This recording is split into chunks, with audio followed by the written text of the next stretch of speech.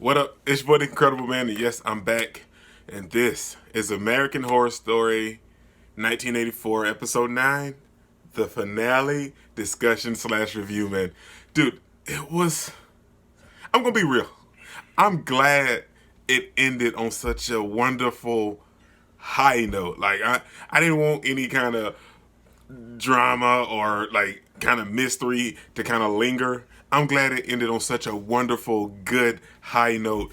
And I enjoyed the finale. I really did. Comment down below and let me know what you think of the finale because I really enjoyed it, man. And I want to hear your thoughts on what transpired this episode. Let's just get into it because there was so much greatness, man. So, this episode it dove into the future. We weren't in like we went back and saw some stuff and everything in 1984, but it dove into the future, and that was because we jumped straight into 2019, and that was fantastic. We got to see adult Bobby, and I'm gonna be honest. Let's be real. Adult Bobby was kind of stupid, pretty much throughout this whole episode. It was nice to see him and I understand of him wanting to get closure from his father because he never really knew his father because he was only told about his father and from his aunt's perspective and everything, and that he worked at a video store and that was it. And he knew that he was accused of being Mr. Jingle, and he thought he was actually the killer. But this episode, he learned about his father, learned that his father was framed, and learned that his father was actually a really good person, and he just was tormented by Camp Redwood and Margaret. And that was nice to see, for him to get that closure, to find out the truth about his father. And I understand why he was going through everything that he did. And what really drew him there was the connection to his father that he wanted. And he wanted to find out who was paying him if his father was dead, because he was hoping his father was alive, maybe, probably, possibly, but that wasn't the case. We find out that Brooke was the one that had done it and was paying him all those years to try to give him a happy, normal life. So let's just get into everything, man. So we see Bobby coming to the camp, and he comes in contact with Montana, and she doesn't, they're from the 80s, so they don't know what an iPhone is or anything, or any kind of cellular digital device of the 2000s. And she was like, no, that's not a phone. And she's poking on it and tapping all hard and everything. And she tells him that he can't be there. He has to escape. So she takes him to the cabin, and that's where we see her and Trevor again and their whole little relationship. And they're so surprised to see that it's adult Bobby. They were like, how many years has it been? It's been 30 years. And then, they kill themselves to prove a point to Bobby that they're ghosts, because he didn't believe anything they were saying. He was like, well, how can you be Montana? She's supposed to be dead. And if not, she should at least be 50. And so, they was proven to him that they were ghosts, so they killed themselves, and then they reappeared. And then they go into this whole long dialogue, and we find out how everything officially happened and what happened with Richard Ramirez and the other killers. So we jump back to the day of the festival, and we learned that Trevor had canceled the whole thing and everything, and he was betraying Margaret because he was in love with Montana. And yeah, Margaret killed Trevor. It's so sad, but we knew it was coming. And it was a good thing because he was in love with Montana, so that was his out to make his way to be in love with Montana. And he saved all these other people, so he sent them away. And Trevor was dying because Margaret was just heartless. And Brooke ended up saving him before he could die outside the camp. She brought him into the camp to Montana, and that changed Montana's whole perspective, and that's how we got this wonderful, loving Montana that I wish we would have gotten the whole season, because this Montana is absolutely fantastic. I love this Montana. And so that was nice to see her and Trevor to have their little happy together time. And Brooke kind of really, not so much as forgiving, but kind of letting go of what Montana had done to her and just focusing on her and stating to the fact that Montana, I'm not that person. So then we also see some other stuff transpire, man. And you guys remember from episode 8 that the Night Stalker, Margaret, and Dylan McDermott's character are working together to just slaughter people. And so the ghost, after we get the good Margaret from transpiring with Brooke, the ghost decided to team up and kill the other serial killers, which was bomb. And it was nice the way that they done it. They killed Dylan McDermott's character. They led him out to a certain point, and Trevor just hacked dude up and was like, all right, well, you're not dying here, so we're gonna kick you down the hill and roll you onto outside the property. So then they went to kill the Night Stalker. So they teamed up to kill the Night Stalker, and there really isn't any way for them to officially really kill him because him being a helper of Satan, he can come back at any time and make his way out to kill Bobby. So for 30 years they was just killing dude every single that scene where they all just bomb rushed him and just started stabbing him and killing him and chopping him up and hacking and everything was bomb. That was fantastic, man. So they decided to keep him there for 30 years inside the camp so he couldn't make his way to attack and kill Bobby. And they were taking shifts, and I love the way that they showed how all of them were taking shifts and taking turns on how to kill him. We had the counselors from the 70s. Then we had Montana and everyone else, Chet, Ray, just killing them every time he came back to life so they could save Bobby. And then we have them, then we see Bobby dealing with all this aftermath stuff and everything, and there was a whole bunch of other stuff. So then we see them also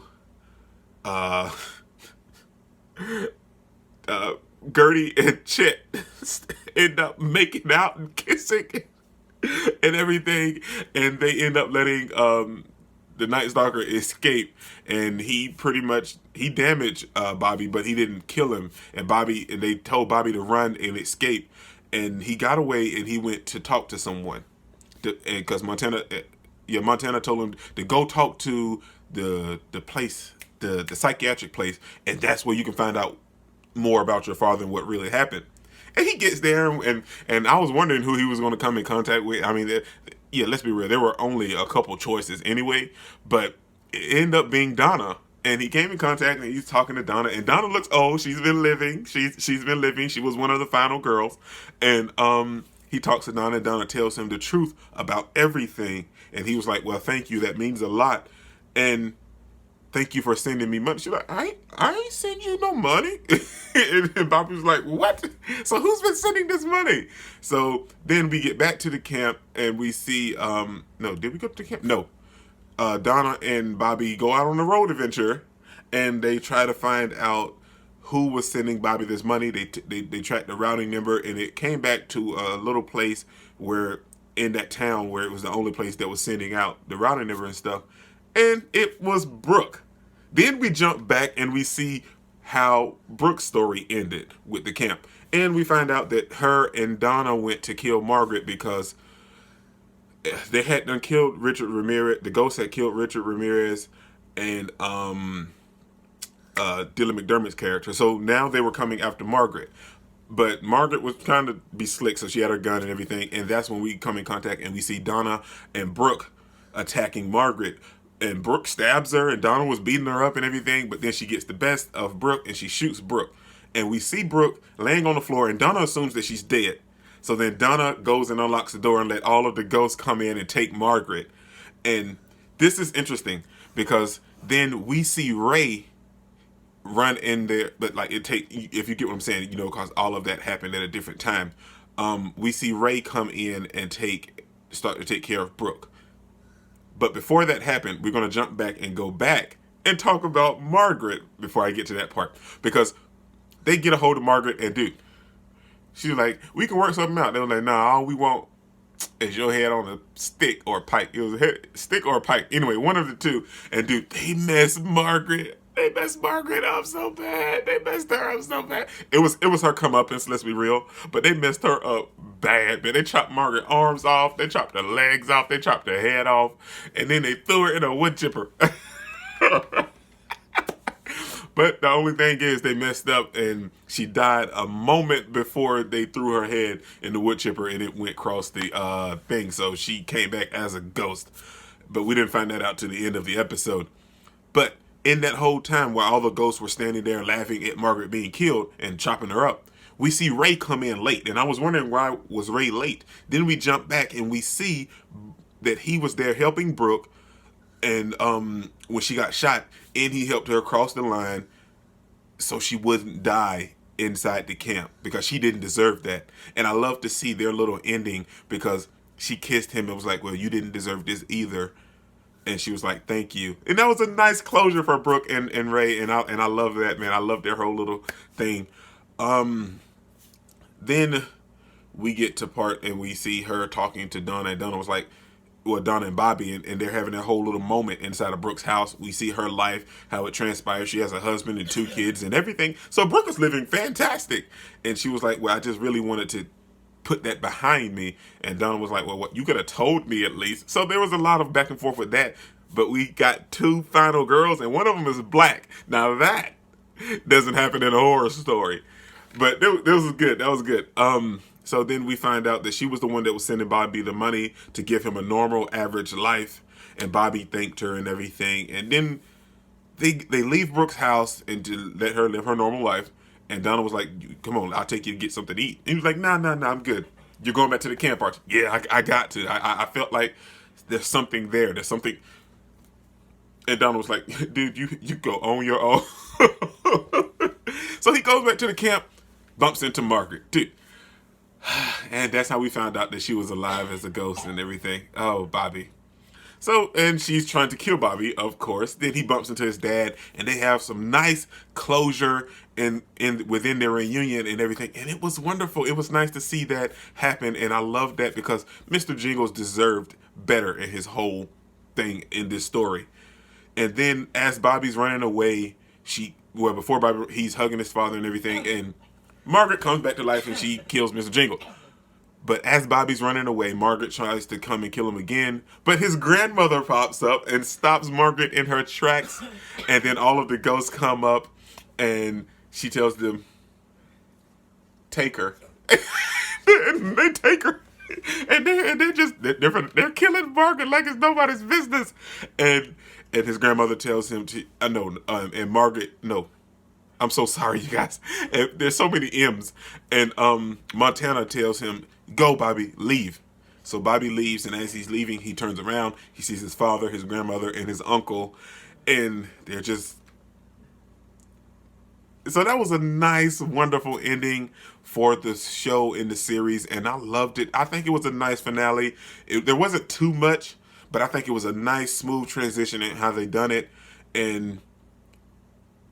They satisfied my killing with the whole killing all of the serial killers, and they kept killing Richard Ramirez and the way they chopped up Margaret. So they satisfied me with that in this final episode. There wasn't a lot of killing, but them doing that satisfied me, and it was a nice send-off for this season. I really enjoyed it. I think it was a nice, wonderful season, man. Comment down below and let me know what you guys think.